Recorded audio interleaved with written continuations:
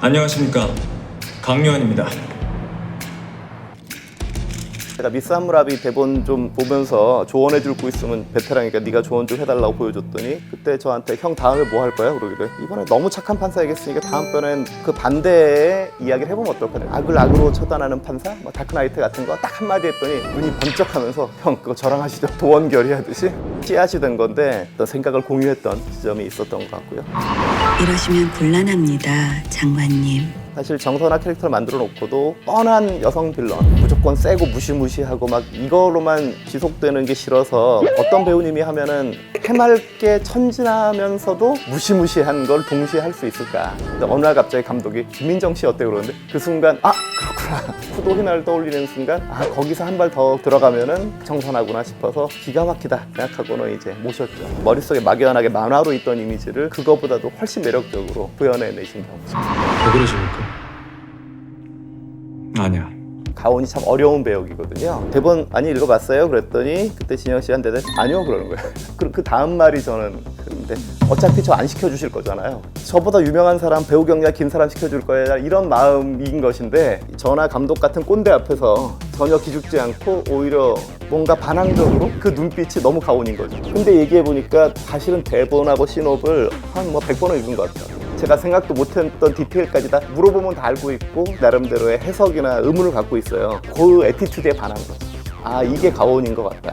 성실하고 실력도 있고 정말 열망도 있는데 하지만 어딘가 알 수 없는 체념이라든지 분노, 가온이 이미 왔구나 그 생각을 했죠. 아, 만나자고?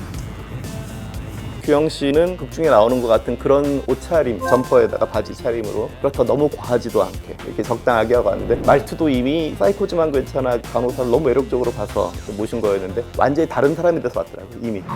예측 가능한 거 좋아하더라고요. 가진 게 많을수록. 두 분 다 대배우라 초보 작가인 제가 감히 칭찬할 게 아니라 영광이라고 생각하면서 그분들 집적으로 저를 3번씩 하면서 알고 있는데 너무 찰떡같이 잘 살려주고 있고 지성 배우는 강요한 캐릭터가 저는 흔한 장르물에 있는 소시오패스 그런 류처럼 뻔하게 보이지 않았으면 좋겠다고 생각을 했는데 지성 배우란 사람 자체가 가지고 있는 바르고 정의롭고 인간적인 느낌 자체가 그 연기와 함께 입체성을 잘 보여주고 있는 것 같아서 너무 좋아서 눈만 이렇게 쳐다보고 있어도 눈 안에 서사가 있고 그런 느낌이라 전 개인적으로 되게 훌륭하다 생각하고 있고 김민정 배우님은 대본의 정선아 캐릭터에 대해서 요한이 느끼는 감정을 이제 과로하고 지문에 쓴 게 있었거든요. 뭐 이런 신박하게 미친년이 이렇게 됐거든요. 그게 정선아란 캐릭터를 굉장히 잘 설명하는 거라고 생각을 했는데 지문 보고서 김민정 씨가 너무 좋아하더라고요. 나 미친년이야? 이러고 너무 좋아하던데 근데 그게 추접하거나 또 이렇게 너무 딥하거나 이렇게 무거운 캐릭터가 아니라 너무 산뜻하고 깃털같이 가볍고 쾌락주의 인생을 너무 즐기고 모든 게 재밌어 죽겠는 그런 캐릭터라고 생각했어요. 굳이 비교하자면 뭐 할리퀸, 조커 이런 류의 그런 거를 아주 상큼하게 잘 표현해주고 계셔서 너무 재밌게 보고 있습니다. 지금 사건 맡게 된 강수도 인생인데. 딴 걸 떠나서 너무 사랑스럽더라고요. 배우의 힘으로 경찰로서의 어떤 소신이라든지 프로페셔널함도 잘 보여주고 있는 것 같은데 현실적인 형사 역할을 잘 하시면서도 드라마에 또 필요한 매력도 잘 전달하고 있는 것 같아서 굉장히 좋다고 생각하고 있습니다.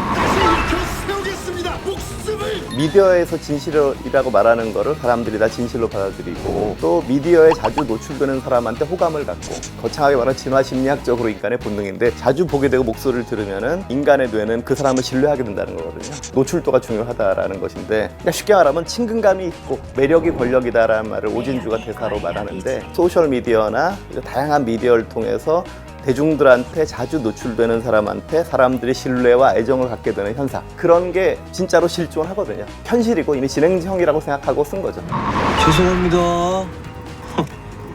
조심 좀 하시지. 이영민 너무 사랑스럽다. 벌써 짠하다. 뭐 이런 식의 분명히 쓰레기 짓을 하고 있는데 이렇게 귀엽지? 막 이런 그게 배우의 힘인 것 같아요. 연기를 너무 잘해주시니까 이영민이 비호감 짓을 많이 하는 캐릭터고 저 대본 써놓고도 너무 뻔하고 전형적인 캐릭터인데도 많이 본 것 같고 근데 그런 캐릭터를 굳이 쓴 데는 이유가 있거든요. 이 세계관이나 배경을 독특하게 만화적으로 한 대신에 다루는 사건이나 등장하는 인물들은 하이퍼 리얼리즘을 하고 싶었어요. 미스 한무랍 때도 그랬지만은 같이 고민해보고 싶고 같이 생각해보려면은 공감 갈 수 있는 되게 극히 현실적이고 그런 인물들을 그리고 싶은데 그런 점에서의 악역의 하나인데 거기에 인간적인 매력이나 찌질함 이런 거를 너무 잘 부여해 주셔서 고맙고 매력적으로 생각하고 있고요. 만에 하나 잘못되어봤자 업무상 과실치사입니다. 일부 재판이 아무래도 좀 재미없을 수도 있어서 환경 재판 재미없거든요. 원래 하드캐리한 분이 저는 고인국 변호사, 주일도 회장 변호인인데 박형수 배우님이거든요. 슬기로운 감방사 할 때부터 제가 너무 매력 있다고 생각했는데 어쩜 저렇게 얄밉고 깐족대는 걸 잘할까 했는데 진짜 인류 로펌 변호사 같이 인류 로펌 변호사 중에 그런 캐릭터가 있거든요. 너무 똑똑하고 고의적으로 자극하는 거죠. 상대방을 자극해서 실수하도록 하는 거. 잘 계산된 거거든요. 아, 우리 드라마는 정말 이 대본의 부족함을 배우님들 너무 찰떡같이 잘 채우고 계시다.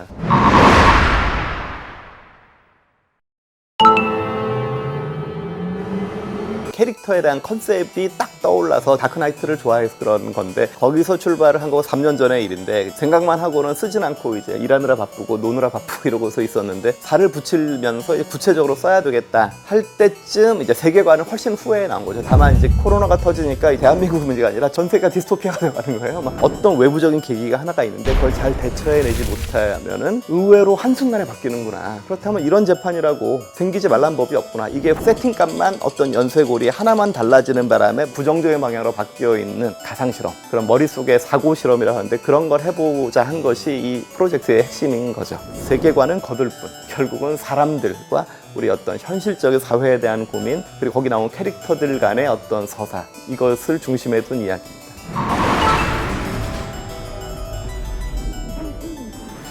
저는 노란색의 의미를 부여한 건 아니고 다만 신호비라든지 감독하고 얘기할 때 가온의 이미지에 대해서 이 세상의 빛이다. 동시에 스승에 의해서 가론 유다 역할, 선배를 의심하고 도청하고 배신해야 되는 역할을 부여받았기 때문에 그런 아이러니가 있기 때문에 되게 재밌는 인물일 것 같다 얘기를 했는데 노란색의 빛의 이미지도 있고 유다에 대한 이미지도 있는 건 사실이거든요. 그래서 제가 그거를 주문한 건 아닌데 그걸 넣은 걸 보고 제가 아 역시 최정규 배운 변태다 이런 생각을 했죠. 결국 최종 결정은 부장님이 투표 숫자 보고 하시면 저희는 진짜 왜 필요한 겁니까? 어느 정도가 아니고 대놓고 의도하고 쓴 거죠. 누가 봐도. 그래서 진영이한테도 네가 참 어렵다. 이 세계관의 가장 평범한 사람들 그리고 이 시청자들을 대변하는, 그래서 그들의 눈으로 강요한이 이게 뭐지? 이 자식이 뭐지? 그런 표정이 많이 나오더라고요. 실제로 그런 역할을 대신해서 해주는 그걸 이끌어가는 일종의 나레이터 내지는 네가 이 화자다. 그리고 요한 때문에 네가 변화해가는 인물이다. 그러면서 갈등도 겪고 실수도 하고 말하자면 햄릿이다. 그것이 제가 바라는 시청자들이 이 작품을 보면서 느끼는 감정이길 바라거든요. 작품의 주제나 톤 앤 매너 자체가 그런 것이기 때문에 그걸 대변하는 것이 진영이 맡은 가온 역할이죠. 임직원만 17,400명, 그 가족 협력업체까지 합하면 경험했던 게 자연스럽게 녹아나는 게 있는데 일부에서 막 고인국하고 주일도가 뭐라고 막 소리 높여서 떠드니까 강요한이 피고해! 그러고 아무 말도 안 하니까 방송사고라고 그러잖아요. 실제로는 그거보다 훨씬 길게 포즈가 있어야 되는데 아마 드라마가 너무 그러니까 그거보다 짧게 됐는데 그거는 제가 써먹어본 방법 중에 하나죠. 네, 저는 지성처럼 멋있게 소리 지르진 않고 법정에서 다들 재판장 쳐다보고 재판장이 한 10초 가만히 있으면 다들 초긴장 상태에 빠지고 아무리 길길이 뛰던 사람도 조용해지거든요. 그 다음에 씩 웃으면서 계속할까요? 그런 거예요. 그거를 한번 법정에서 해보면 좋을 것 같아서 한번 넣어본 겁니다. 미디어 재판이고 생중계면 더 임팩트가 크겠죠. 방송에서 한 5초 오디오가 빈다는 거 엄청난 일이거든요, 사실은. 그 느낌을 되게 잘 살려줘서 재밌다 생각을 했고. 끝나셨으면 돌아가셔도 좋습니다, 박사님. 강요한이 일부 재판 말미에 하는 돌아가신 분들 이름을 하나씩 부르는 거는 저도 그런 어떤 비극적인 대형 참사를 뭐 온 국민도 아시지만은 같이 보면서 저도 너무 많은 어떤 고민과 많이 울고 그랬는데 그때 당연히 감정에 치우친 재판을 해서는 안 되겠지만 만약 내가 재판장이라면은 선고할 때 그냥 돌아가신 분들의 성함을 이렇게 한 분씩 다 불러드리고 싶다 생각을 했어요. 그 생각을 했었던 기억이 과거에 있었는데 근데 그것이 대본에 반영되었던 것 같아요. 다만 강요한은 그것조차 쇼의 연출로서 사용하는 캐릭터인 거죠. 그래서 훈훈한 감동 휴먼 이야기가 아니니까 이 강요한이라는 독특한 캐릭터, 냉정하게 사람의 마음이 작동하는 것을 뻔히 알면서 그거를 조종하는 캐릭터니까 누군가는 그거조차도 대중을 조작하는 데 쓸 수도 있겠구나, 선동하는 수도 있겠다 생각을 해갖고 그런 점에서 써본 거죠. 그런 식으로 간접경에 머릿속에 상상했던 것들이 조금씩 녹아드는 지점들이 있긴 있죠. 그건 애들립이거든요. 너무 감탄했어요. 가서 이게 라마주 호흡 시키듯이 호흡을 시키더라고. 그래서 와, 난 그냥 가만히 앉아있다가 씩 웃고 진행하거나 화장실에 갔다 오시 이런 식으로 썼는데 그걸 좀 더 한 발 더 나가서 애들립으로서 바디링귀지로 표현해서 너무 잘 살려주신 것 같아요. 역시 지성은 지성이구나. 그런 모멘트 중에 하나죠. 재판을 지켜보신 국민 여러분의 의견 무겁게 받아들입니다. 시범 재판을 시작하니까 보려고 너무나 즐거워하면서 이제 땅콩 같은 거 들고 이렇게 촐랑촐랑 와갖고 앉아서 보는데 그것도 이제 애들립인데 나 그게 너무 귀여운 거예요. 너무 재밌어 죽겠다는 아이 같은 그 천진난만한 모습이 그래서 그런 게 너무 재밌는 것 같고 역시 또 허중세 대통령이 강요한이 그 눈물 흘리는 거 보면서 와 선수네 막 이런 거 있거든요. 그것이 개본에 있었나 저도 기억이 당장 안 날 만큼 너무나 찰떡같이 살려줘서 아마 애드립인 것 같은데 그 너무 재밌었던 것 같아요. 그런 것들이 앞으로도 계속 나올 겁니다. 제가 재밌는 애드립 있어 얼마든지 해달라고 다 주문했거든요. 저는 오늘 꼭 뭐 봐야 될 게 있어서. 백현진 배우 너무 재밌는 분이에요. 어부 프로젝트라고 아방가르드한 인디밴드의 보컬이었는데 상상이 안 되시죠? 정말 그 옛날인데 그분이 화가기도 하고 화가로도 아주 뛰어난 화가예요. 강요한 부장판사실에 걸려있는 빨간 그림이 바로 백현진 배우의 작품이에요. 허중세 캐릭터 생각할 때 그래서 이분을 모시면은 너무 정말 날것의 그 사람 그 자체일 것 같다 했는데 기대한 그대로를 너무 잘 보여주고 계신 거죠. 235년을 선고한다.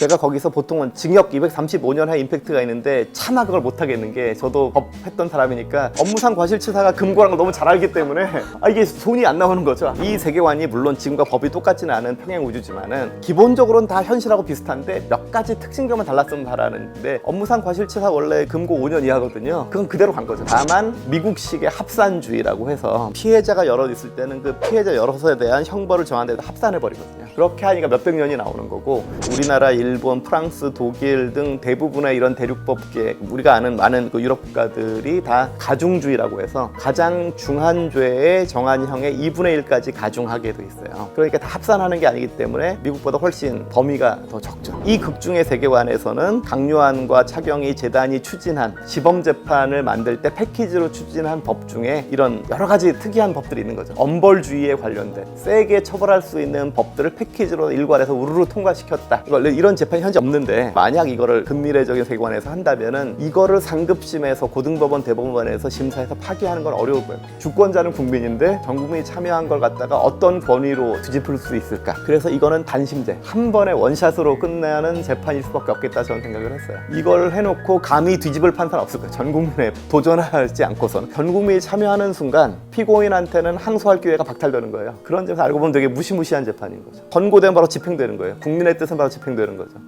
그래서 강요한이 그 말 하죠. 누가 국민 위에 있습니까? 그게 그 말인 거죠.